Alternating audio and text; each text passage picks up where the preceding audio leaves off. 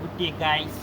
I am Abdullahi Borodo, live from the ancient city of Kano on this my great YouTube channel. I hope everybody is doing fine. Thank you very much. Today I have a package for you. Package is water and health. Water and the health of mankind. As you know, water is a universal solvent. Water is life. As they say, the Egyptians usually depend on the river Nile for their domestic water supply, for their agricultural irrigation, for their hydroelectric power generation, and a lot of other things. Industries, a lot of other things in Egypt. They usually depend on the river Nile. And the river Nile, you know, its origin is from Ethiopia, the highlands of Ethiopia. So now, as we speak, the Ethiopians are building what will be the largest African hydroelectric dam in Ethiopia. And they are building it right around the contour of that river Nile origin.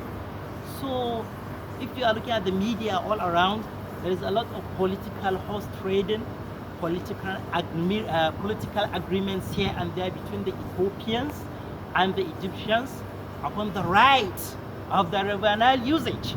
So because the Egyptians thought that if these Ethiopians build this gigantic dam, generally a substantial percentage of their domestic water supply that they utilize from the river Nile will be gone. And the Ethiopians see it as a right, that they have the right to build a dam for their own people's prosperity because the dam is located in their country. But if they do that, then you know what will happen for the river Nile in Egypt. So there is this kind of political horse trading agreements going on so that everybody will have a striking balance, so that there will not be, so that after all there will be a victor, but there won't be a vanquished person. So generally, what I'm talking about today is water and health. Water as it relates to our good health being. Now, as you know, 60% of our total human body is composed of water. Also, the blood that is flowing around our body, 90% of such is composed of water. As you know, the blood is consists of about 3 components: red blood cells, the white blood cells, and the plasma. So there is a lot of water in the blood. As you know, blood is a key aspect of human life because blood moves over every tissue and organ you see in the human body. So it's very important and very paramount in life.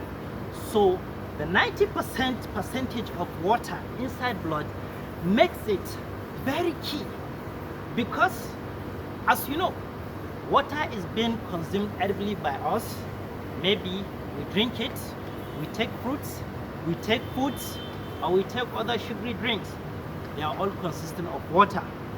But in the long last run, that water will go and enter our blood. That blood will be transported to our tissues, our organs, like the brain, like the liver, the heart, the muscles, and everything. And it makes them function efficiently. So the efficient function of these organs in our body usually keeps our health fit. So this is what I'm going to be emphasizing in this video. As you can see, I am in a location of a water storage and pump station that is providing some residential houses here with their domestic water supply. Now you can see above me, definitely you cannot see, but above me there is a tank. There is also a water tank just behind me. There is also here an engine pump station beside the, let me just say, also in front of the water tank. So this structure is very much paramount and important to this residential area because all the domestic water supply, be it for cooking, for washing, for carrying out domestic needs, they usually depend on this water storage and pump station site. So the importance of water can never be overemphasized. Now let's go to the health aspects or benefits of taking good, clean, and potable water. Now, when you take good, clean, and potable water, number one, it makes our muscles and our joints function efficient. As you know, or maybe some may not know, the joints in our body have a fluid that serves like a cushion shock absorber that usually makes our binding surfaces of opposing joints mingle together, oppose together without greasing each other. This is called the synovial fluid. And the production of synovial fluid is usually dependent upon the abundance of water supply in the human system. Now, hormones like insulin, growth hormone, the thyroid hormone, their production is also really determined by the abundance of water in the human body system. Subsequently, mucus, maybe in the nasociliary tract, maybe in the gastrointestinal tract, the digestion that happens in our gastrointestinal tract when we eat food, that mucus that has been produced, the hydrochloric acid that has been produced, the general enzymes that are working upon that food that we are eating, they all depend on the abundance of water in our human system. So basically, the key aspects that water does in our health can never be overemphasized. Now let's take our brain. Our brain is a gelatinous structure in nature. No, so it's not solid, no liquid, but gelatinous. So the brain is also housed in a brain box. That's the skull. So you see, the brain usually, as you see, its nature is gelatinous. It will need a protective environment. So there is a cerebrospinal fluid that's just lining or enclosing the brain structure proper. That cerebrospinal fluid is important in serving as a shock absorber for any force of pull or push within towards directed to the brain. Like if somebody blows you, or if you make a jumping exercise, or maybe you make an awkward fall. So your brain generally will move, but that cerebrospinal fluid will serve as a caution shock absorber in order not to allow your gelatinous brain structure get damaged. So what I'm saying here is the cerebrospinal fluid usually is being derived and produced from the blood plasma that is running across our body. So you see, in turn, the blood plasma and the efficiency of blood depends on the availability of water in the human body. So indirectly, the cerebrospinal fluid production depends on the abundance of water that's flowing through the human body. So it's very important, the cerebrospinal fluid production, the mucus production in our body, and other metabolic activities that has been going on the tissues in our body depends on the availability of water in the human body. Subsequently, when you drink a lot of water, it makes your blood move faster. So oxygen and nutrients are hitherto taken to the tissues very much faster. And when they are being taken there very much faster, it usually increases the efficient time in which metabolic cellular respiration in these tissues happen. And by such doing, you feel more healthy anytime and anywhere. So subsequently, another importance of water is the skin health. So when you don't drink a lot of water, you tend to have a dry, scaly skin, especially in the hot season. So but when you take a lot of water, it helps improve your skin health and your skin health and skin appearance. Subsequently, water is also very important in ensuring we have the energy so that we carry out our daily activities. Whether you are a worker, you are a non-governmental organization employee, you are a civil servant, you are a businessman, you are a laborer, you need energy for you to work efficient, for you to work productively for your society, for your family, and everybody at large. So that water provides you with a lot of energy. When you don't drink a lot of water, you tend to have a deteriorating brain function. because the oxygen that's supposed to be taken to your brain will be very much reduced, and by such doing, your mental capacity, your mentality to think, to create, to memorize will be severely impaired upon you. Why? Because your brain is not getting adequate oxygen supply, so you tend not to be productive enough.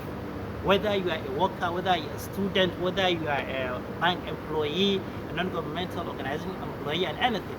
So that water that you take a lot of times in the day usually helps improves your brain function, and by such doing you become more productive because you have abundance energy.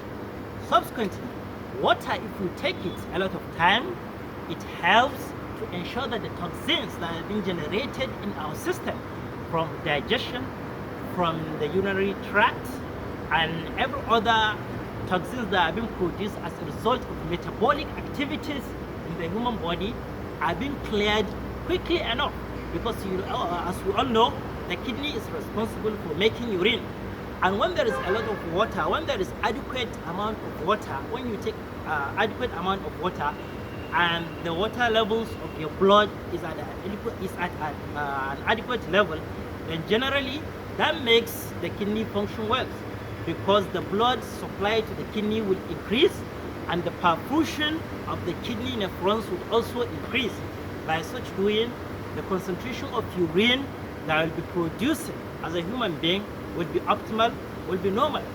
But when you don't take a lot of water, probably for 24 hours, you take just a little amount of water, you can really see when you are urinating that you're feeling pain when you urinating, and you will see your urine very concentrated, very yellowish in nature like that. That shows you that the kidney is making that urine under duress. There is no enough blood supply. There is no enough rich blood supply that is consistent of a lot of water in the urine. So you tend to excrete a lot of things that are not that hitherto wanted by your body, but you'll be excreting them. But if there were water in your body system, then generally you can be excreting the excessive amount of water together with the toxins that your body will not require. So by such doing, your urine will be optimal, and you'll be really doing well health-wise. So the importance of water to kidney function can never be overemphasized. When you don't take a lot of water for a long time and it becomes habitual, there is unlikely tendency that your kidney may be working under duress, as I said, and if care is not taken, you can be doing a lot of damage to your kidneys. So by such doing, it's very much important you take water as a when due at proper quantities. And I didn't say you should go and overhydrate yourself with water, maybe taking 5 liters, 6 liters of water per day. That one is totally not advisable. That one is totally even out of sense, isn't it? So, but take a lot of water.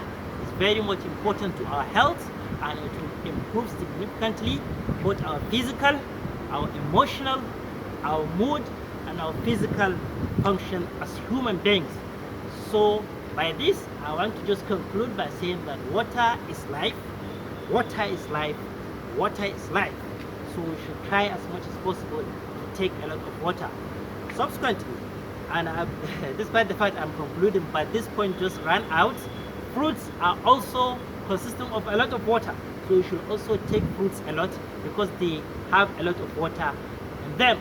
So I hope everybody that is just viewing this video will try and have this advice upon his head, that yes, we should try as much as possible to be taking a lot of water.